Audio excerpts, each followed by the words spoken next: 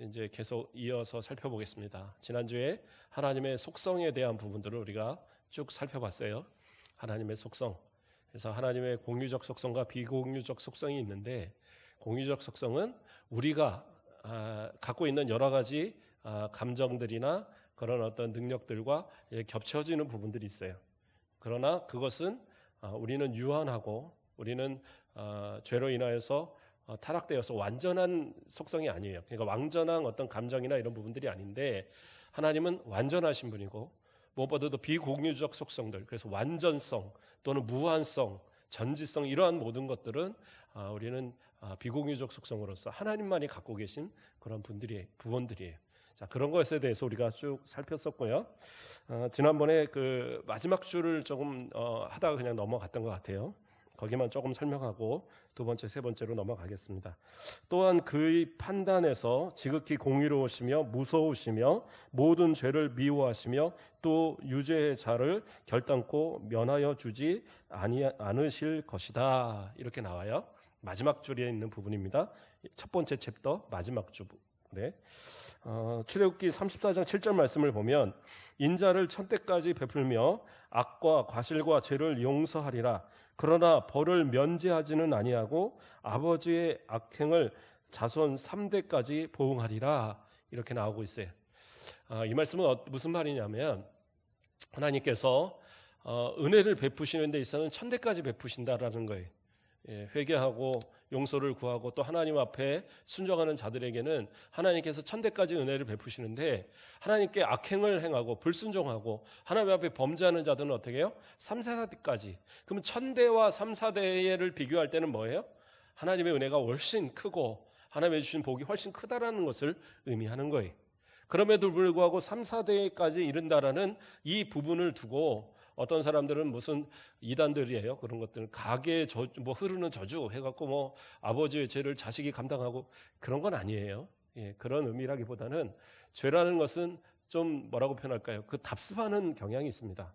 그래서 도둑질하는 집에 꼭 도둑질하는 사람이 나타나요. 그렇죠? 그리고 학자의 집안에서 학자가 나타나고 장사하는 집안 사람에서 장사하는 집안이 나타나요. 그건 이제 성향적, 그리고 배운 그런 어떤 모습을 통해서 그것이 나아가는 거거든요. 그러니까 이것을 끊으려면 어떻게 해요? 내가 끊어버리면 돼요. 내가 하나님 앞에서 기도하고 예수 믿고 변화돼서 내가 새 사람 되어지면 내 후손까지 그것이 이어지는 게 아니에요. 그렇죠? 내 후손들이 학자를 만들고 싶다. 그러면 집에 책부터 사면 오시면 돼요. 책을 깔아놓으시고 읽든 안 읽든 자꾸 책을 가까이 하게 하면 학자들이 나오게 돼 있는 거예요. 그런데 나는 그런 거 없이 그냥 아이들만 공부하라. 그런데 공부가 되느냐? 그렇지 않아요. 그러니까 저 같아도 어쨌든 목사님이고 이러다 보니까 우리 애들도 특별하게 이렇게 안 해도 지네들이 공부를 해요. 근데 이제 제 친구들은 또 중장비하는 친구들이 많이 있거든요. 그게 뭐라고 전화를 해보니까 얘네들 아들들은 하나같이 생각하는 게, 나는 포크라인 몰아야지, 나는 그냥 덤프 몰아야지, 이 생각을 한다는 거예요. 그러니까 그것이 나쁘다는 건 아닙니다. 직업상으로 나쁜 것은 아닌데, 그런데 부모가 무엇을 하느냐에 따라서 자식들은 따라가는 거잖아요. 그러니까 죄의 문제도 그러한 의미에서 이게 이어가요. 그러나 하나님께서는 분명히 그 사람이 변화되고 그 사람이 하나님 안에서 결단한 그 모습을 보시면 그것을 어떻게 해요? 천대까지 갚아주시는 거예요. 그러니까 천대까지 갚아주시는데, 내가 잘했는데 아버지 때부터 오는 죄에 대해서 내 밑에까지는 3대는 벌을 받고 그 다음에는 은혜를 받는다? 그 개념이 아니라는 거예요. 내가 어떻게 하느냐에 따라서 내 후손의 천대, 내 후손의 4대가 결정이 되는 거예요. 그러므로 나를 중심으로 하나님이 말씀하고 계신다라는 것. 그리고 또 하나님의 그러한 어떤 부분은 뭐냐? 죄에 대해서는 그것을 분명하게 물으신다라는 부분이에요. 용서는 하시되, 그렇죠? 그래서 우리가 예수를 믿고 용서받았잖아요. 그래서 우린 구원받은 사람들이에요. 감옥에 있는 사형수라도 하나님 앞에 회개하면 다 용서받아요. 근데 그 다음이 뭐가 문제가 되냐면, 그래요, 나는 용서받았지만 그러나 내가 지은 죄는 없어져요? 없어지지 않아요. 그러니까 세상 가운데서는 그 죄에 대한 값을 분명히 치르게 돼요. 그것이 하나님의 법칙이에요. 믿는 자라고 해서 세상에서 모든 죄가 다 면제가 된다? 그건 아니에요. 그래서 죄를 지은 사람은 뭐 지위 고하를 막론하고 그 죄에 대해서는 값을 분명히 치러야 되는 거예요. 어떤 분들은 목사님들도 그래요. 큰 죄를 범하고 그리고 나는 회개했으니까 나는 목사님 하는데 아무 지장 없어요. 하나님께 용서받았어요. 그건 자기 생각이에요. 정말로 하나님께 용서를 받았다라고 생각한다면 목사님도 정말 하나님 앞에 큰 죄를 범해서 특히 무슨 아주 뭐 큰 죄들 있잖아요. 그 칠계를 범하는 그런 어떤 경우들. 그러면 목회 딱 내려놓고 하나님 앞에 회개했으면 처음부터 다시 시작해야죠. 전도사부터 다시 시작하고 공부하고 시험 다시 보고 그러면 모르겠지만 나는 회개했으니까 나는 뭐 그러니까 세상 사람들한테 욕을 먹는 거예요. 하나님 앞에 아무리 깨끗하다고 말을 해도 세상 가운데 져야 될 그러한 그 형벌, 그 벌에 대한 부분은 분명히 책임을 져야 되는 거예요. 하나님 그걸 얘기하시는 거예요. 그 부분에 대해서는 분명히 값을 치르도록. 만약에 사람은 속일 수 있어요. 내가 저 하나님 회개했으니까 저 용서받았죠. 그러니까 벌도 그냥 숨겨주세요. 하나님 결코 그렇지 않은 하나님 아니에요. 그 값은 분명히 치르셔요. 다윗을 용서하시고 다윗을 사랑하시지만 다윗에게 그 전해졌던 그 벌의 내용, 그렇죠? 백주 대낮에 내 그 아내가 뭐 이렇게 거불탈을 당할 거고 뭐 이런 내용들이 바로 그 후궁 10명의 후궁들이 자신의 아들 압살롬에게 그런 그 공개적으로 겁탈을 당하는 일들이 나타났거든요. 그러니까 하나님 앞에서의 어떤 그러한 모습들, 그렇기 때문에 성도들일수록 더 하나님 앞에 진짜 삶의 모습들을 경건하게 살아가고 죄와 멀리하는 삶을 살아가려고 노력해야 돼요. 내가 죄 짓고 내가 잘못하는 것으로 끝난 게 아니라 나의 죄의 어떤 그러한 모습들은 내 자녀들이 배우고 자녀의 자녀까지 이어가는, 그렇죠? 그래서 폭력적인 아버지, 그 자녀들은 또 폭력적인 아이디가 나타나고 그 후손에서도 폭력적인 아이가 나타난다는 거예요. 다른 게 없어요. 진짜 하나님을 믿는다면 내 삶의 모습을 내가 바꾸셔야 돼요. 그것이 진짜 신앙인의 모습이다. 자, 넘어가 보겠습니다. 이제 두 번째 챕터로 넘어갑니다.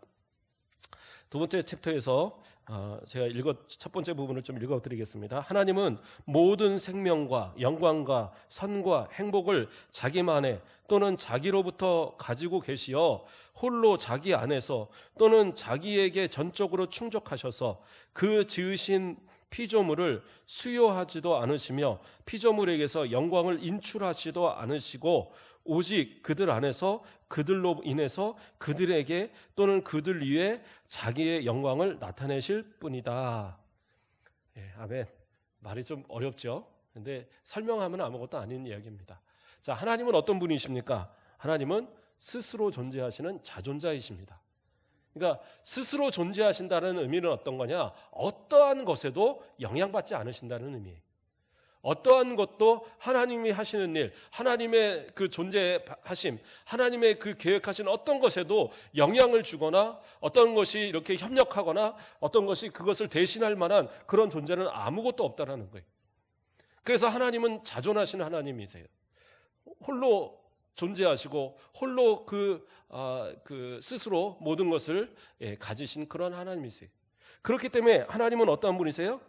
어떠한 것에서도 그 어떤 피조물이나 뭐 이런 것을 통해서도 내가 어떤 것을 협력받거나 그러한 관계 속에 존재하지 않는다는 거예요. 그런데 우리가 이러한 어떤 자존하신 하나님을 제대로 이해하지 못하는 이유가 뭐냐? 우리 인간은 스스로 존재할 수 있는 사람은 아무도 없어요. 아니, 스스로 존재 자체가 아니라 스스로 살아갈 수 있는 사람은 아무도 없다라고 해요. 목사님, 그럼 무인도에서 떨어지는 뭐 우리 그 무슨 표류기 뭐 이런 것처럼 무인도에 떨어지면 그 무인도에서 혼자 사는 거 아닙니까? 아무도 영향받지 않는 거잖아요. 그런데 아무것도 영향 안 받나요? 물고기도 잡아먹고 나무에서 열매도 따먹고 들에서 짐승도 잡아먹어요. 그러면 그 모든 것들은 뭐예요? 그것에 영향을 받고 살아가는 거예요. 그렇잖아요? 물고기를 먹어야지 사니까 그 물고기가 누가 키우셔요? 하나님이 키우신 거예요. 나무는 누가 자라게 해요? 하나님이 자라게 하셨고 거기 있는 열매를 따먹고 그런 모든 것들이 다 하나님의 영향력 아래서 있고 그것을 도움을 받아서 내가 살아가는 거예요. 진짜 내가 아무런 도움 없이 살아간다는 것은 뭐예요? 먹지도 않고, 그렇죠? 어떠한 것도 없이 그냥 그러고 살 수 있으면 그게 그렇게 되겠죠. 그러나 우리가 살아가는 모든 것은 다 영향을 받고 또 뭔가를 의지하고 더 나아가서는 사람과 사람이 서로 의지하면서 살아가야지만 그래야지만 되는 거예요. 그래서 어떤 분은 그런 얘기 하더라고요. 이 땅에 자수성가는 없다. 그러니까 많은 사람들이 나는 자수성가했다고 얘기하잖아요. 나는 누구 부모의 덕도 없었고 누가 특별히 나에게 물려준 것도 없고 나는 뭐 특별히 누가 도와준 것도 없는데 나는 내가 알아서 했어. 그런 경우가 어디 있어요? 누군가한테 구박을 받든 어쨌든 기술을 배웠고 또는 누군가한테 그렇게 막 그 열심히 해서 그거에 대한 값을 그 정당하게 주니까 그걸 가지고 살아간 거죠. 어떤 분들은 열심히 일하고도 쫓겨나는 사람들이 있고 띄역 먹히는 사람도 있고 열심히 뭐 해서 했는데 사기당해갖고 모아놓은 거 한꺼번에 다 날리는 사람도 있고 다 그런데 그런 것 없이 다 그러한 어떤 누군가의 도움과 누군가의 배려와 누군가가 함께했던 그러한 모습들 더 나아가서 하나님이 도우셨던 그러한 삶의 모습이 있으니까 그러니까 지금의 모습이 된 거지 내가 아무것도 받은 게 없다? 아니요. 부모에게도 건강한 육체를 받았으니까 내가 자수성가라는 것도 하는 거지 그렇지 않겠어요? 그러한 어떤 부분들을 생각하면 하나님 앞에서 우리는 홀로 무엇인가를 할 수 있는 존재는 아무도 없어요. 그러다 보니까 하나님의 자존성에 대해서 우리가 이해할 수가 없는 거예요. 우리가 생각할 때는 하나님도 어떤 뭔가가 도구를 가지고 뭔가를 하고 뭐를 이렇게 하셔야지만 할 수 있는 것처럼 그렇게 자꾸 생각을 한단 말이에요. 그러나 하나님이 만약에 그러신다 그러면 하나님이 되시는 것이 아니에요. 하나님은 어떠한 것에도 영향을 받지 않으실 뿐더러 심지어는 우리가 그래요. 우리가 그런 얘기를 많이 하잖아요. 하나님 영광 받아주세요. 저를 통해서 영광 받아주세요. 이렇게 얘기를 하잖아요. 그러니까 우리는 착각하는 것이 뭐냐? 내가 하나님께 영광을 돌리니까 하나님이 영광 받으시는 걸로 자꾸 착각한단 말이에요. 그것은 뭐예요? 하나님이 나에게 의존하시는 거예요. 그렇지 않으세요. 어떻게 해요? 우리가 영광을 돌리도록 하나님이 그렇게 만드시는 거예요. 하나님이 우리에게 역사하셔서 우리가 하나님께 영광을 돌리도록 만들어 주시니까 우리가 영광을 돌리는 거지. 우리가 어떠한 행동을 했다, 우리가 무엇을 했다고 해서 우리가 감사를 했다고 하나님께 무엇을 헌금을 많이 드렸다고 그것으로 영광을 받으시냐? 그게 아니다라는 거예요. 우리가 아무것도 하지 않더라도 하나님은 우리뿐만 아니라 세상 모든 마음을 통해서 그 영광을 드러내셔서 그 안에서 영광을 하나님이 취하시는 거예요. 그러므로 내가 오히려 뭐예요? 하나님 앞에 감사할 수 있는 건 뭐예요? 나를 통해서 하나님께서 이러한 일을 하게 하심을 감사합니다라는 고백이 있어야 되는 거예요. 그래서 바울 사도는 그런 고백을 합니다. 고린도전서 15장 10절 말씀을 보면 그러나 내가 나된 것은 하나님의 은혜로 된 것이니 내게 주신 그 은혜가 헛되지 아니하여 내가 모든 사도보다 더 많이 수고하였으나 내가 한 것이 아니요 오직 나와 함께 하신 하나님의 은혜로라. 뭐라고 그래요? 내가 수고한 것. 내가 수고가 어느 정도냐? 모든 사도보다 내가 생각해보니까 제일 많이 했더라는 거예요. 그럼에도 불구하고 이것이 하나님께 내가 드린 거냐? 내가 영광을 올려드린 거냐? 아니요. 감당하게 하신 하나님의 은혜다라고 고백하고 있는 거예요. 그러니까 내가 나된 것이 내 공로가 아니다. 오로지 하나님의 공로셨다라고 고백하는 거예요. 이게 성도들의 올바른 모습의 그러한 자세라는 거예요. 하나님 앞에 서는 우리들의 모습. 하나님은 자존하신 하나님이고 모든 것이 하나님께서는 스스로 충족하시는 분이세요. 그래서 어떤 것도 의존하거나 어떤 것으로 인해서 받고자 하시는 분이 아니세요. 하나님은 어떻게 해요? 우리로 오히려 그것을 감당하게 하심으로 그것을 통해서 우리가 하나님의 사람으로 살아갈 수 있도록 그렇게 은혜를 더하시는 거예요. 그러니까 우리가 은혜롭게 살아가는 거지 지금의 우리 모든 누리는 것들이 내 노력과 내 공로의 것이 아니다라는 것. 그러므로 하나님께 오히려 우리가 드릴 것은 감사와 찬송과 영광 하나님께 올려드리는 것. 그러나 그것이 오히려 우리에겐 더 큰 은혜라고 이렇게 고백할 수 있는 겁니다. 이어가겠습니다. 그는 홀로 모든 존재의 근원이 되셔서 만물이 그에게서 나오고 그로 말미암아 그에게로 돌아간다. 그리고 그 만물 위에 지극히 주권적인 지배권을 가지시고 만물에 의해서 만물을 위하여 만물 위에 자기의 기뻐하시는 바를 무엇이든지 행하신다. 그의 목전에는 만물이 열려 있고 나타난다. 아멘. 제가 좀 속도가 약간 빠르게 갑니다. 왜냐하면 좀 여유 있게 가니까 자꾸 모자라요, 시간이. 그래서 제가 좀 얇게 가다가 시간이 좀 지나면 그냥 또 끝내버릴게요. 그러니까 이해하시고 잘 좀 따라오시면 될 것 같습니다. 창세기 2장 7절 말씀을 보면 여호와 하나님이 땅의 흙으로 사람을 지으시고 생기를 그 코에 불어넣으시니 사람이 생명이 되니라 라는 말이 있어요. 그러니까 하나님께서 사람을 만드시고 그 코에 생기를 불어넣으셨어요. 그랬더니 사람이 생명이 되었어요. 영적인 존재가 그러니까 살아 움직이는 존재가 되었다라는 거예요. 자, 그런데 여기서 우리가 이제 오해하기 쉬운 부분이 뭐냐? 항상 우리가 염두에 둘 것이 하나님께서 표현하시는 방법들은 우리가 이해하기 편하게 우리의 인간적인 어떤 그러한 모습으로 편하게 신인, 동형, 동성적 그러한 어떤 표현으로 말하시는 거라 제가 말씀을 드렸어요. 여기서도 마찬가지예요. 하나님께서 사람을 만들어 놓으시고 자, 코를 붙들고 자, 내가 불게 후 하고 부르셨느냐? 그런 게 아닌 거예요. 그건 우리가 이해하기 좋은 방법으로 하나님께서 그 코에 불어 넣으셨다라는 그 의미를 이해시키기 위한 방법이지, 하나님은 영이시기 때문에 그런 어떤 모습으로 표현할 수 있는 분이 아니세요. 그럼에도 우리를 이해시키기 위해서 이러한 모습을 설명을 합니다.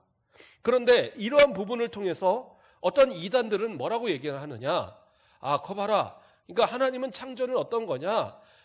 결국에는 세상 모든 것도 하나님께서 결국에서는 창조하셨을 때 그것이 하나님께서로부터 나온 거니까 모든 것은 다 신 아니냐? 그래서 범신론에 대한 부분들을 주장하는 이단들도 있어요. 그러니까 이 나무도 신이고 뭐도 신이고 다 신이다 이거예요. 왜요? 하나님께로부터 났으니까. 그건 아니에요. 하나님은 분명히 창조하셨어요. 그래서 태초에 하나님이 천지를 창조하시니라. 그래서 창조라는 단어, 거기서는 뭐예요? 바라라는 단어가 무에서 유를 창조하실 때 쓰는 단어예요. 물론 이게 어느 쪽에서는 다른 의미로서 쓰기도 합니다. 그냥 만들다라는 의미로 쓰기도 하지만 창세기에서는 세 가지 단어가 쓰여요. 이 창조에 대한 세 가지 단어가 쓰이는데 1장에서 2가지, 2장에서 1가지가 나와요. 그래서 1장에서 나오는 단어는 어떤 단어냐? 이 바라라는 단어와 두 번째는 아사라는 단어, 그 다음에 2장에 가서는 야찰이라는 단어가 나와요. 이 단어는 각각 어떤 의미를 갖느냐? 이것은 하나님께서 분명하게 이 성경에 구분해서 사용을 합니다. 그래서 무에서 유를 창조하는 데 있어서는 바라라는 단어를 사용하고, 어떤 있는 재료를 가지고 나무를 만든다든가 해 달별을 만든다든가 이런 만드는 그런 상황에서는 두 번째 단어인 아사라는 단어를 사용을 합니다. 그리고 세 번째 가서는 야찰이라는 단어는 어떤 단어냐? 어떤 목적을 가지고, 그렇죠? 어떤 목적을 가지고 지은 재료를, 완전한 재료인데 그 재료를 가지고 전혀 새로운 것을 만들어낼 때, 그랬을 때 야찰이라는 단어를 사용해요. 그래서 사람을 지으셨다라고 했을 때 야찰이라는 단어를 사용을 합니다. 그리고 2장에서 그리고 해달별이나 나무 이런 것을 지으실 때 지으셨다는 부분에서는 아사라는 단어를 사용하시고, 바라라는 단어는 천지를 창조하셨다라는 가장 근원적인 무에서 유를 창조하셨다는 의미를 사용할 때 바라라는 단어를 사용하고 계셔요. 그러니까 이 의미는 어떤 의미냐? 하나님께서 이 모든 세상 만물을 창조하심에 있어서, 그렇죠? 모든 것을 무에서 창조하신 거예요. 하나님께서 스스로에 있는 어떤 재료나 스스로에 있는 어떤 것을 떼어내서 만든 것이 아니라 말씀으로 이 세상을 완전히 창조하신, 무에서 유를 창조하셨다는 거예요. 성경은 그거를 분명하게 말하고 있어요. 그렇기 때문에 우리가 그런 범신론적인 사상에서 오해받아서는 안 돼요. 그러니까 불교라든가 또는 그런 어떤 힌두교 이런 데들, 동방 이런 어떤 종교들에 속한 데들에 보면 그런 범신론적인 교리가 상당히 많아요. 근데 그런 것에서 오해되어서는 안 된다라는 거예요. 그 다음에 우리가 또 오해해서는 안 되는 것이 뭐예요? 지금의 설명이 다 설명이 되겠지만 유출론이라는 것이 있어요. 유출설 또는 분출설 이런 게 있는데, 이건 뭐냐면 하나님께서 그 안에서 뽑아내서 보내셨다라는 거예요. 그러니까 마치 생기를 불어넣었다 그러니까 하나님께서 하나님에 있는 영혼을 띄어서 그 안에 부어 넣어준 것처럼, 그래서 무슨 영혼이 된 것처럼, 그런 의미가 아니에요. 생명이 되었다는 것은 살아 움직이는 존재가 되었다는 의미인데, 물론 그 생기를 불어넣음으로써 살아있는 영을 가진 존재가 됐죠. 그건 맞는데 그것이 하나님께서 입으로 불어서 내 안에 있는 어떤 그러한 것을 불어넣었다는 의미가 아니라 그것도 하나의 창조의 의미가 되어지는 거예요.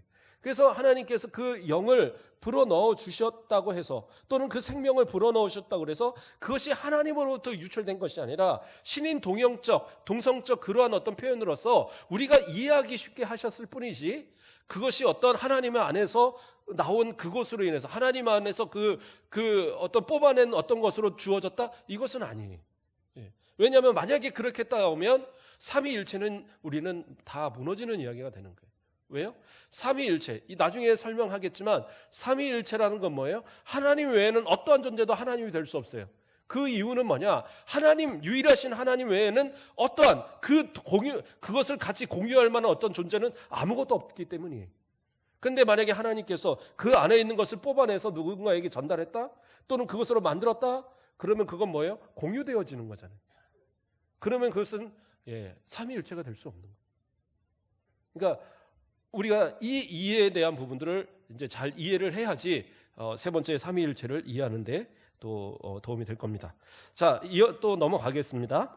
자, 그의 지식은 무한하고 무오하며 또 피조물에 의존함이 없어 그에게는 무엇이든 우연한 것이 불확실한 것이 없다. 이렇게 얘기합니다.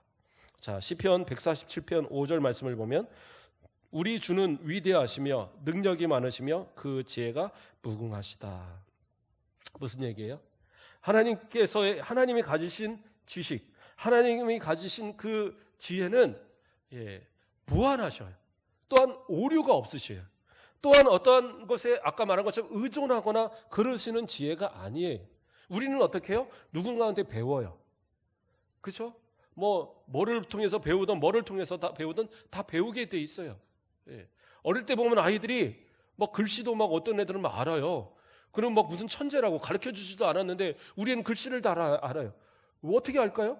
TV 보고 알고 컴퓨터 보고 알고 그렇게 해서 아는 거예요. 뭔가를 통해서 배우는 거거든요. 그러니까 알죠. 그런데 하나님은 어떻게 해요? 누군가를 통해서 배우는 존재가 아니세요. 그 자체가 무오한, 그 자체가 충만한, 풍만한, 그 안에가 완전한 그분이 영원하신 그 지혜를 갖고 계신 하나님이시기 때문에 그래서 어떠한 것에 의존하거나 그럴 수 있는 존재가 아니시다는 거예요. 그 의미는 또 어떤 것을 얘기하느냐? 우연이란 존재, 불확실한 것이란 존재가 있을 수 없다라는 거예요. 그렇죠? 우리는 가끔 그런 얘기들 합니다. 우연히 됐어요, 우연히. 그런데 이게 저도 모르게 저도 쓸 때가 있더라고요. 참 그러면 목사님이 그러면 안 되는데 저도 모르게 쓰는 단어들이 어쩌다 보니까 됐어요. 운이 좋았어요. 이런 얘기를 나도 모르게 할 때가 있더라고요. 저는 안 쓰는데 목사님은 쓰십니까? 제가 아직 덜 됐나 봅니다. 그래서 예전에 제가 무릎이 좀 아파갖고 한동안 좀 치료받은 적이 있었는데 좀 다쳐갖고 그런데 어쨌든 나았어요. 나아서 이렇게 나았는데 진짜 하나님의 은혜로 나았어요. 1년을 넘게 약을 먹어 안 낫다가 여러 가지 상황이 어느 날 나았어요. 어느 날 안 아픈 거예요. 그러니까 병원의 의사도 신기해하더라고요. 어떻게 나왔어요? 좋은 약을 주셨나 본데요. 그랬더니 약 먹는다고 나았느냐 그러더라고요. 약 먹는다고 낫는 게 아니라. 그런데 이제 나았어요. 그래서 지금도 멀쩡한데 그런데 이제 아픈 거를 교인들이 다 알잖아요. 맨날 쩔뚝거리고 다녔으니까. 그런데 이제 권사님 한 분이 물어보더라고요. 어떻게 하다 나으셨어요? 그랬어요. 저도 모르게 어쩌다 보니 나았어요. 그랬어요. 그랬더니 권사님이 약간 이제 장난삼아 하신 것도 그렇지만 정색을 하면서 아니 하나님의 은혜죠. 목사님이 어쩌다라고 그러면 어떡해요. 저한테. 진짜 얼굴이 저도 빨개져 갖고 맞아요. 하나님의 은혜인데 제가 부족해서 그래요. 그러고 이제 넘어갔어요. 그러니까 이제 우리의 모습이죠. 우리는 어떤 것이 이렇게 되면 이거 참 우연히 이렇게 됐다. 이렇게 어떻게 하면 이거 진짜 운이 좋아서 됐다. 이런 생각을 한다는 거예요. 그러나 그것이 아니에요. 이 세상 모든 만물은 누구의 안에서? 하나님 안에서 그 계획하심을 따라 그 예정하심을 따라 운행되어지는 거예요. 그러면 우리가 살아가는 모든 것이 하나님의 계획 가운데 있는 겁니다. 그래서 우리가 병을 낳았든지 때로는 하나님 앞에 불려가든지 때로는 여러 가지 어려움들 가운데 우리가 그것을 이겨나가는 모든 상황들. 그러면 우리에게 벌을 주시고 우리에게 모르는 악한 것을 당하게 하신 것도 하나님의 것인가요? 하나님이 주시는 건가요? 하나님의 계획은 그러한 계획은 아니에요. 하나님은 선하시기 때문에 선으로 이끕니다. 근데 우리 가운데 있는 죄가 우리를 그러한 쪽으로 가게 하는 거예요. 그러나 하나님이 계획하셨기 때문에 하나님은 어떻게 해요? 하나님의 사랑하시는 자들을 옳은 길로 이끌어 가시는 거예요. 그렇기 때문에 하나님의 계획은 완전하세요. 불완전함이 없어요. 하나님의 지혜는 완전하시고 운이나 이런 존재로 이렇게 있어지는 게 아니에요. 그래서 그 야고보서 5장 13절에 이런 말씀이 있습니다. 너희 중에 고난은 당하는 자가 있느냐? 그는 기도할 것이요. 고난 당하는 가운데 내 힘으로 안 되면 어떻게 해요? 기도하시면 돼요. 왜요? 하나님은 모든 것이 가능하신 하나님이시니까. 그 우리를 사랑하시고 우리를 이끄시고자 우리에게 복 주시고자 하신 것이 하나님의 계획이기 때문에 기도하면 하나님이 이끌어내시는 거예요. 뿐만 아니라 또 뭐예요? 즐거워하는 자가 있느냐? 그는 찬송할지니라.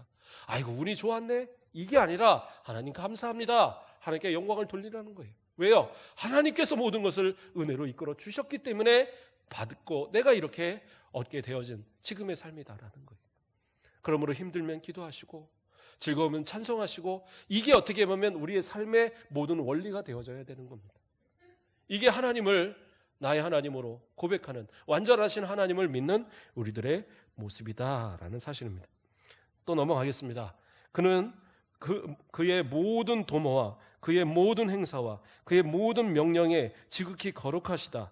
그에게는 천사들과 사람들과 다른 모든 피조물에게서 그가 요구하시기를 기뻐하시는 모든 예배와 봉사와 순종을 마땅히 드릴 것이니라. 아멘.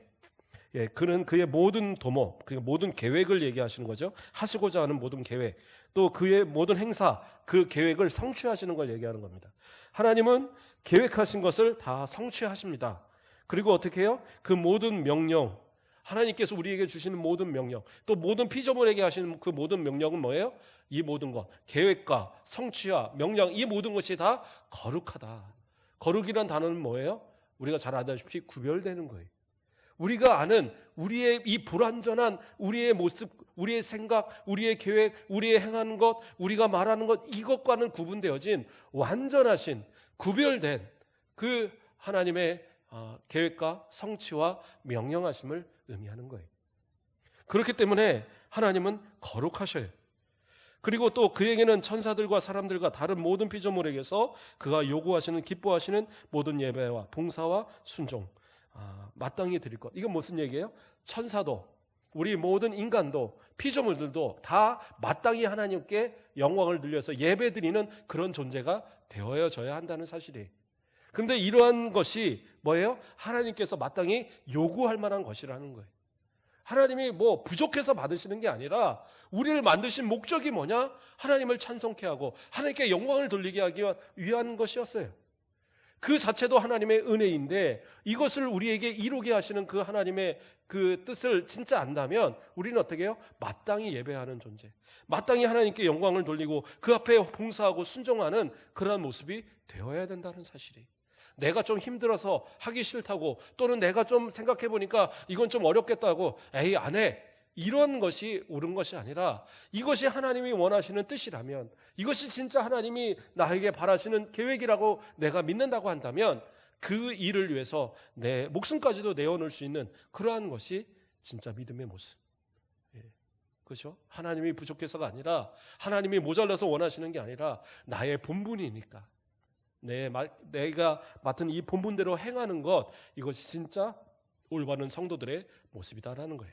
이것이 하나님과 바로 우리와의 관계의 모습들을 설명하는 피조물과 하나님과의 관계를 설명하는 두 번째 챕터였습니다.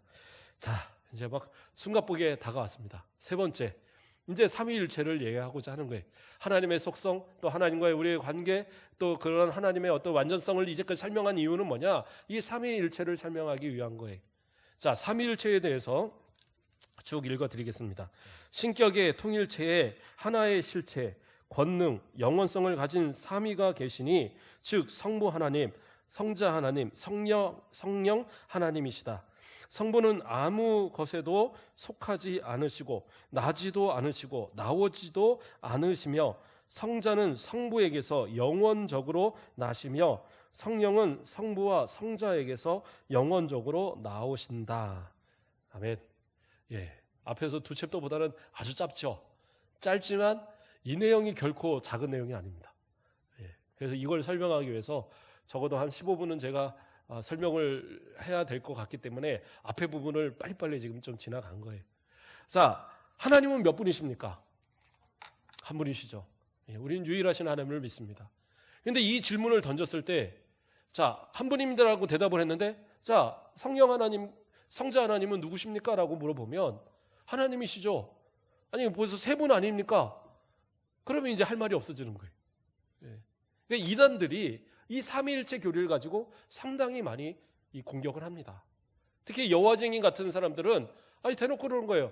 자, 하나님 그러면 하나님하고 예수님 무슨 관계예요? 예수님이 아들이시죠. 그러면 아들이면 누가 낳았어요? 하나님이 낳으셨죠. 거 봐요. 낳았으면은 하나님의 피조물이잖아요. 그리고 하나님이 먼저잖아요. 그러니까 예수님이 아니라 우리는 하나님을 믿어야 돼요. 그래서 여호와 증인이 그렇게 얘기하는 거예요. 그러면 이랬을 때 우리는 뭐라고 얘기를 하겠어요? 그냥 무턱대고 아니요. 오면은 죽여버릴게요. 뭐 이런 거 보낼 거예요? 그러면 안 되잖아요. 예전에 제 친구 그 삼촌이 그랬다고 그러더라고요. 목장에 한참 일어나는데 와갖고 여호와 증인들이 계속 뭐 어쩌고 떠들어대고 하니까 이거를 막 가라고 가래도 말을 안 듣니까 일하던 낫을 확 들어갖고 한 번만 더 오면 죽여버릴게요. 그러니까 다시는 안 오더래요. 우리 그렇게 할 수는 없잖아요. 모든 걸 다 그렇게 할 수는 없잖아요. 어떻게 해요? 우리 안에 믿음의 정립이 있어야 돼요. 삼위일체를 100% 내가 머리로 이해할 수 없을지 몰라도 내 믿음의 정리가 있어야 된다고요. 그래야지 어떠한 이단의 공격에도 우리는 이겨낼 수 있는 겁니다. 초대교회부터 이 삼위일체에 대한 교리, 이거는 분명히 사도들이 제자들한테 가르치고 분명히 예수님의 배운 말씀을 통해서 그렇게 성도들에게 가르쳤던 교리예요. 예수님을 하나님으로, 주 하나님으로 고백했고 성령님을 하나님으로 다 고백해 왔어요. 그런데 이것이 초대교회에서부터 계속 공격을 당하는 겁니다. 그래서 어떤 이단들은 하나님은 원래 한 분이시니까 한 분 하나님께서 성부가 되었다가 성자가 되었다, 성령이 되었다가 그래서 지금은 성령 시대다, 뭐 이런 그런 이단들도 있었어요. 또 어떤 이들은 얘기하는 거예요. 아까 여호와 증인들의 이야기처럼 하나님은 한 분이신데 그 나머지는 누구냐? 예수님은 하나님께서 낳으신 관계니까 예수님은 그 다음이고 성령님은 단독으로 역사하시지 않으니까 성령님은 비인격적인 존재로서 그냥 힘이나 파워나 이런 거야. 이런 식으로 설명을 해버리는 거예요. 그런데 이것을 반박하지 못하는 어떤 분들은 이건 분명 아닌 것 같은데, 우리가 배운 건 아닌 것 같은데, 그런 이제 혼란에 빠지는 겁니다. 자, 우리가 유일하신 하나님, 한 분이신 하나님에 대해서는 앞에서 쭉 계속 배워왔어요.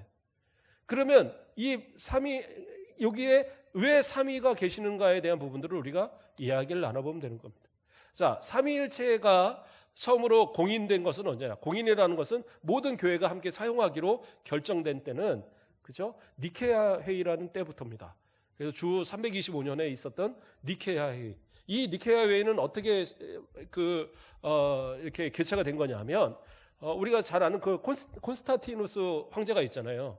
그 사람이 로마의 황제가 되면서 기독교를 국교로 공인해 버렸어요. 그 전까지는 황제들이 그 기독교를 박해하고 막 그랬잖아요. 그래서 이 콘스탄티누스 황제가 자기가 왕이 되면서 자신의 그 황제가 되면서 자신의 어떤 그 정치적 기반으로서 기독교를 삼아버린 건데, 그런데 기독교의 교리를 보니까 여기 말하는 게 틀리고 저기 말하는 게 자꾸 틀린 거예요. 특히 삼위일체 교리에 대해서 상당히 이렇게 막 분분한 모습이 있습니다. 그러니까 그 소아시아 지역의 그 니케아라는 지역으로 사람들을 끌어모은 거예요. 모아서 자, 니네들이 여기서 회의를 해서 결정을 해. 그리고 이것을 우리 통일된 교리로 삼자. 그래서 그 가운데 이제 서로의 이 분쟁이 이루어진 겁니다. 그 가운데 그때 상당히 교부로서 어떤 학자로서 인정받던 사람이 아리우스라는 사람이 있었어요. 이 아리우스가 주장한 게 뭐였냐면 성자 하나님을 하나님으로 인정하지 않았던 거예요. 왜냐하면 성부가 계시고 성부에게서 낳으셨다고 한다면 순서가 있다는 거예요. 순서가 있다는 건 뭐냐? 그 두 번째 하나님은 하나님이 아니라 성부의 창조물이다라고 여긴 거예요. 그러므로 피조물이기 때문에 그는 결코 하나님이 될 수 없다. 그러니까 성부 하나님만이 하나님이다라고 그렇게 주장을 했던 겁니다. 그러니까 이것을 또 따르는 사람들이 많이 있었어요. 그래서 이 회의에서 유세비우스라는 사람이 어떤 대변인이 돼서 그것을 강하게 주장을 했었고, 이 반대편에서 삼위일체를 주장했던 사람은 누구였느냐? 아타나시우스라는 사람이었어요. 그러니까 오늘 이렇게 듣고 다 잊어버려도 상관은 없습니다. 내용만 기억하시면 돼요. 예. 그 아타나시우스라는 사람은 어떤 사람이었느냐? 그 사람이 이제 상당한 젊은 분이셨어요. 30대 초반의 분이었는데 상당히 이런 신학적인 어떤 그런 모습을 잘 갖고 있었던 분인 거예요. 그래서 나중에 또 한 지역의 감독으로서, 알렉산드리아 지역인가요? 그쪽의 지역의 감독으로서 상당히 이름이 나 있는 그런 분인데, 자, 이분이 그곳에서 주장했던 것은 딱 간단합니다. 한 3줄로 요약을 하면 아주 간단하게 얘기했어요. 뭐라고 얘기하느냐? 자, 하나님께서, 그렇죠? 그러니까 우리를 구원하시는 구원자는 하나님이셔야 한다. 그렇죠? 우리가 이제 그 신성과 인성을 가지시는 하나님 예수 그리스도를 얘기할 때 우리 모든 죄를 다 감당하시려면 어떻게 그랬어요? 신성을 가지셔야 된다고 그랬어요. 인성을 가진, 혹시 그래요, 무죄한 인간이라 할지라도 인간은 한 사람의 죄는 감당할지 몰라도 온 인류의 죄를 감당할 수 있는 그러한 피조물은 존재할 수가 없어요. 그가 누구셔야 돼요? 하나님이셔야지만 가능한 거예요. 그래서 신성을 가신 하나님, 그 하나님의 신성으로서 모든 죄를 다 감당하시고, 인성으로서 모든 죄를 다 감당하셔서 신성으로서 그 모든 것을, 이 효력을 이루시는 거예요. 그래서 신성과 인성을 다 가지신, 취택하신 그 하나님이 바로 성자 하나님이시거든요. 그래서 아타나시우스는 뭐라고 얘기하느냐? 자, 봐라, 구원하실 수 있는 구원자는 오직 하나님밖에 없으시다. 이걸 전제로 놓은 거예요. 그러니까 그렇지, 하나님밖에 없으시지. 그러면 하나님께서 만들어진 존재라면 그건 피조물이다. 하나님께서 만드신 피조물은 결코 사람을 구원할 수 없다. 그러므로 예수 그리스도는 피조물이 아니라 하나님의 아들이시지만 그분은 하나님이셔야만 한다. 그러므로 예수 그리스도는 하나님이시다. 딱 이렇게 3줄로 정리를 해버린 거예요. 그래서 그 회의에서 이겼어요. 그래서 아리우스파는 이단으로 정죄가 되고, 기독교사에서 여러 가지 이단들이 계속 삼위일체를 공격하고, 지금도 통일교든 저기 또 어디입니까? 여기 여러 지금 나오는 이단들이 다 삼위일체를 가지고 공격을 하죠. 그 가운데 또 예수님이 나다, 거기에 성령님이 나다, 말도 안 되는 소리. 어떤 피조물이 하나님이 될 수 없는데 자기신들이 그렇다고 해서 이것을 가지고 다 사람들을 현혹하거든요. 이 모든 것은 딱 그때 이후로 다 이단으로 정죄가 된 거예요. 더 이상 그런 것은 허용되지가 않습니다. 그래서 삼위일체라는 것이 인정이 된 거예요. 자, 성자는 그래서 하나님이 되실 수 있어요. 그리고 성령 하나님은 그러면 어떠한 분이시냐? 성령께서는 나오시는 관계로 존재합니다. 자, 예수님은 하나님께서 나신 관계, 아버지와 아들로 존재하고, 성령은 어떻게 해요? 성부에게서, 또한 성령 안에서 나오신 존재로 존재합니다. 성부에게서 나오시고 성자에게서 나오세요. 그러니까 성부에게만 나오는 것이 아니라 성부와 성자에게서 다 영원토록 나오시는 존재입니다. 아니, 그게 어떻게 가능합니까? 성경에 그렇게 기록이 돼 있잖아요. 예. 성경에 그렇게 기록들이 돼 있기 때문에, 자, 요한복음 15장 26절 예수님의 말씀입니다. 내가 아버지께로부터 너희에게 보낼 보혜사 곧 아버지께로부터 나오시는 진리의 성령. 뭐라고 그래요? 아버지께로부터 나오는 진리의 성령.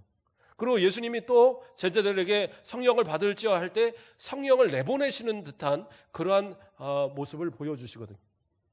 그러니까 성령님께서는, 물론 성령님께서는 단독으로 어떤 사역을 감당하시지만, 우리에게 예수님의 그 구원의 성취를, 하나님의 구원의 계획, 예수님의 구원의 성취를 우리에게 적용시키는 그러한 단독의 사역들을 감당하시지만, 그러나 성령 하나님은 누구예요? 성부에게서 또 성자에게서 이렇게 나오게 되어집니다.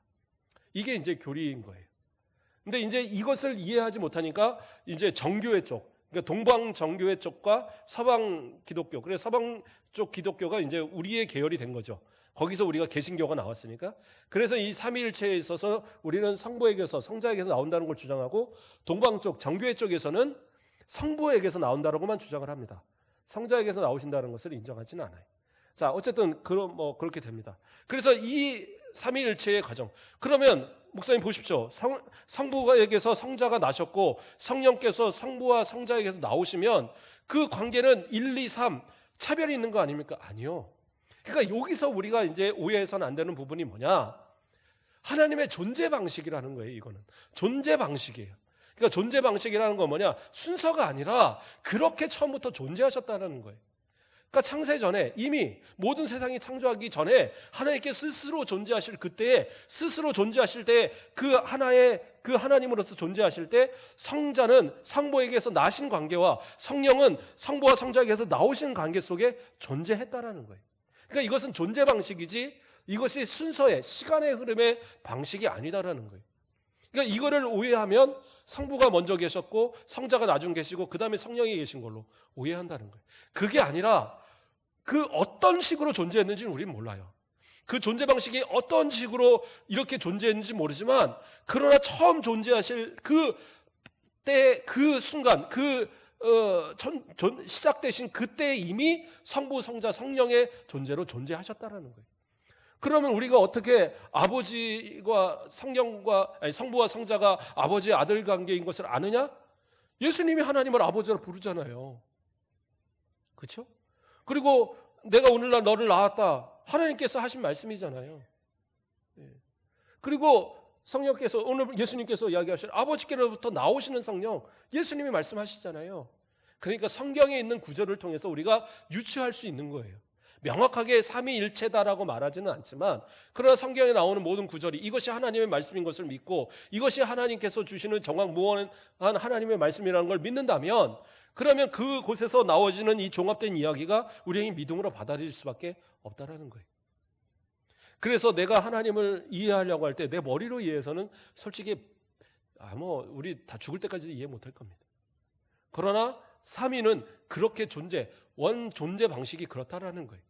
자, 그러면 존재의 방식이 각각의 삼위 하나님이 존재하시는 것을 이해를 했다고 우리는 봅시다. 그렇게 해서 그 모든 능력과 모든 그 존재에 있어서 동등하신 그런 하나님이라는 것을 우리가 알았어요.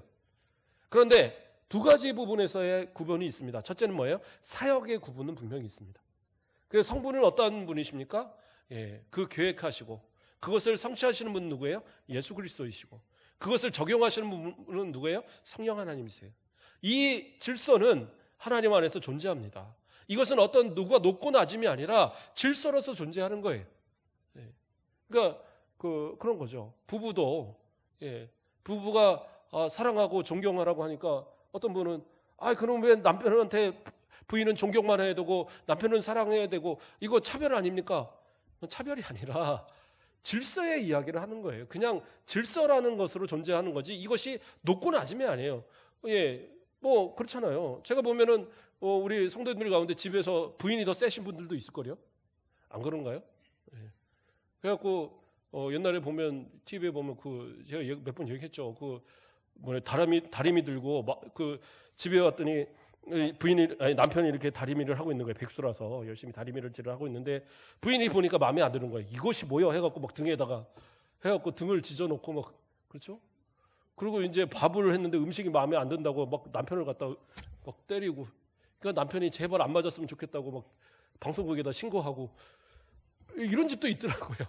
그러니까 누가 높아요? 거기는 여자가 높잖아요. 그러니까 그런 개념이 아니에요. 그렇죠? 부부라는 것은 동등한 개념인데 그러나 그 질서의 상황으로서 하나님께서 교회를 사랑하듯이 그리스도가 교회를 사랑하듯이 또 교회가 하나님을 섬기듯이 그리스도를 섬기듯이 그러한 어떤 관계 속에 질서 속에서 이야기하는 거지 누가 더 사랑하느냐 누가 더 존경 이런 의미가 아니라 서로 사랑하고 서로 존경해야 되는 관계인 거예요. 그러니까 집에 가서 우리 남편분들도 맨날 왜 밥 안 차려주냐고 하지 마시고 진짜 내가 맛있는 거 먹고 싶으면 내가 하시면 돼요. 그렇죠? 인터넷 틀어놓으면 할 거 다 있어요. 방법 다 있고 그게 귀찮으면 주는 대로 먹기. 그러면 아무 문제 없어요. 부인들도 그렇잖아요. 남편들이 열심히 일해서 왔는데 무슨 이 쥐꼬리가 그렇게 큰 게 쥐꼬리가 어디 있어요? 그러니까 그런 생각하지 마시고 서로가 사랑하고 존경하고 동등한 입장에서 높여주시는 거예요. 그러나 질서가 있어서 서로의 하는 일들이 좀 다를 뿐이다. 성부와 성자 성령의 안에서도 그러한 질서의 개념이지 그것이 결코 높고 낮음의 개념이 아니다라는 거예요. 그러니까 우리는 신앙인들은 그 개념이 바로 서 있어야 돼요. 그렇지 않으면 삶을 통해서도 자꾸 그런 차별의 모습이 우리 가운데 자꾸 나온단 말이에요. 성부, 성자, 성령을 이해하시는 분이라면 우리의 삶도 상대방을 존중하는 삶의 모습들이 분명히 나타날 수 있다는 거예요. 자, 빨리 정리를 하겠습니다. 마지막 하나만 또 이야기를 하면 뭡니까? 성부, 성자, 성령은 하나라는 것. 이게 이제 사실은 이해하기가 참 어려운 부분입니다. 일체라고 얘기를 하니까 여기서도 뭐라고 얘기를 했어요? 신격의 통일체. 하나라는 얘기죠. 하나라는 얘기를 하니까 우리의 인간적인 생각으로 이해를 한단 말이에요. 그러니까 몸은 하나다. 그리고 머리는 한 3개쯤 있다. 이런 식으로 이해를 한단 말이에요. 그게 아니다라는 거죠. 그러니까 이 존재 방식에 있어서 삼위가 일체로서 존재하는 건 뭐냐면 신적 본질이 하나시라는 거예요. 신적 본질. 그게 무슨 얘기냐? 하나님이라고 부를 수 있는 존재는 성부, 성자, 성령 외에는 아무것도 없다라는 거예요. 어떠한 존재도 뭐 마호메시든 뭐 석가모니든 무슨 저기 뭐 힌두교에서 뭐 그 무슨 송아지든 어떠한 존재도 하나님으로 부를 수 있는 존재는 아무것도 없다라는 거예요. 오직 하나님, 유일하신 하나님, 성부, 성자, 성령만이 신적 본질로서 하나로서 존재하는 거예요. 그러니까 그 본질의 존재에 어떠한 것도 영향을 줄 수 있거나 어떠한 것도 그 본질을 나눠 가질 수 있는 존재가 없다라는 거예요.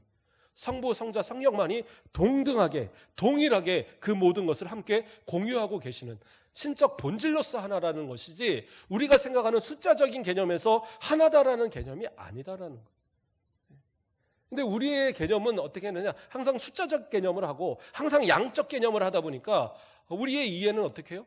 그러니까 삼위일체를 설명하면서 아버지는 그래 한 사람인데 뭐 그 사장이 됐다가 집에서는 아버지가 됐다가 뭐 할머니한테는 아들이 됐다가 그러니까 이게 삼위일체. 그건 우리의 개념이에요. 그러니까 이거는 말도 안 되는 개념이고 신적 본질, 그 본질상 하나인 그 안에서 성부, 성자, 성령이 각각 존재하시는 거예요. 그러니까 하나님은 한 분이시기도 하지만 세 분이세요. 그러니까 몸이 하나가 아니에요.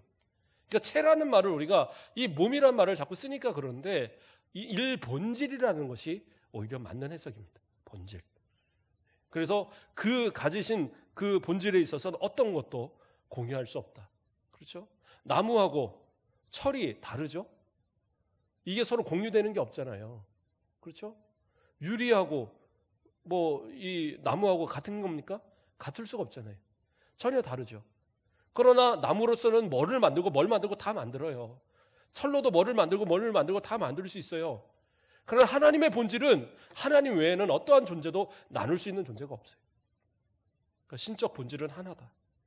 그 하나님의 그 본질. 그래서 이 신적 본질은 정말로 독특합니다. 하나님이 가지신 그래서 서로의 생각을 서로가 알아요. 하나님의 마음을 누가 알아요? 성령이 아시고. 그렇죠? 예수 그리스도의 그 마음을 누가 아셔요? 아버지가 아셔요. 하나님. 그 서로의 간에 그 공유되어지는 이 어떤 신적 본질은 우리로서는 사실은 이해하기가 어려워요. 더 나아가서는 상호 내주에 그렇죠? 성령을 통해서 하나님이 그 내주하시고 성령을 통해서 예수 그리스도가 내주하시고 성령 안에 예수 그리스도 안에 성령이 내주하시고 그렇죠? 성부 안에 성령이 내주하시고 하는 이 내주의 이야기도 성경은 곳곳에 나오는데 우리로서는 이해하지 못해요. 신적 본질로서만이 우리는 이해할 뿐입니다. 그래서 삼위일체라는 얘기를 하는 거예요. 그러나 그 본질에 대해서는 정확하게 말하면 우리는 모른다. 그것이 어떠한 신적 본질이신지. 그러나 성경이 이야기하고 또 그 세 분은 각각 존재하시고 그렇죠? 예수님이 세례 받으실 때에 하나님의 음성이 있었고 성령이 비둘기같이 내렸고 예수님은 그것을 세례를 받고 나오셨잖아요. 그것처럼 각각의 존재하시는 그 세 분의 하나님. 그러나 신적 본질상 세 분은 하나이신 하나님이시다라는 것. 그것이 삼위일체를 설명하는 유일한 해석이에요. 그 이상의 좋은 해석을 제가 보진 못했습니다. 더 좋은 해석이 나올 수도 있어요. 그럼 그것도 들으시면 돼요. 이제 목사님이 연구하고 열심히 노력해서 알려드리는 내용이니까 또 삼위일체를 잘 이해하시고 또 그 하나님을 믿고 의심 없이 믿음 안에서 또 주님의 주시는 은혜 가운데 살아가는 저와 여러분 되시길 주님의 이름으로 축복합니다. 예.